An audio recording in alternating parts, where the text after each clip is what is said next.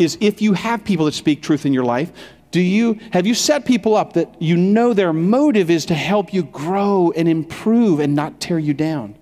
See, because if somebody speaks truth to you and you know they're on your team, isn't it easier to receive? It goes back to that deposits. Had they made enough deposits? And is the nature of the relationship just speaking truth? Or is there another element of encouragement?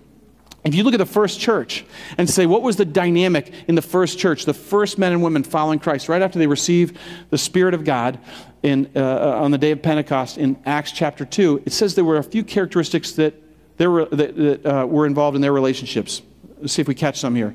It says in verse 42 to 47, they devoted themselves to the apostles' teaching and to fellowship. So the nature, they'd get together and they'd talk about Christ. They talk about Christ. What are the nature of our conversations? It says they would do the breaking of bread and prayer. They would pray together. They would have meals together. It says everyone was filled with awe and many wonders and signs performed by the apostles. All the believers were together and had everything in common. They sold property and possessions to give everyone who had a need. It was not about who had more stuff or storage. It was about, oh, you have a need? Well, God's blessed me above you, so I'm going to give to you. Do we have that nature in our relationships? Or has stuff become more important than people?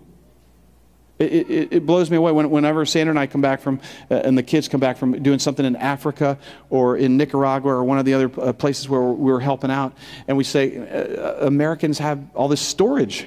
We need to pay money to have storage for a lot of our stuff because we got so much stuff. And you go to another place, you're like, it's something freeing about having less. But they would, the first church, one of the natures of their relationship, give things away if somebody had a need. Every day they continued meeting together in the temple courts. They broke bread in their homes. They ate together. They were with glad and sincere hearts, praising God and enjoying the favor of